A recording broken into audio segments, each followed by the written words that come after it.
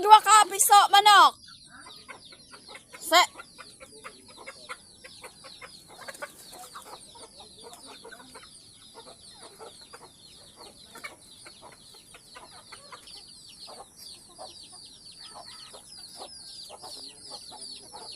Hello guys, ito po yung kurungan namin sa manok. Ayan guys. Kawawa yung manok namin guys. Ayan.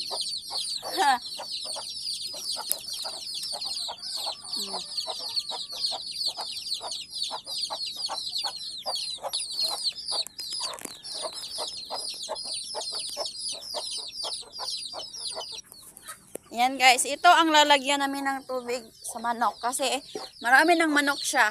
Marami na siyang anak. 11 lang yung anak yan na nadungagan ng tray. Ayan guys ha.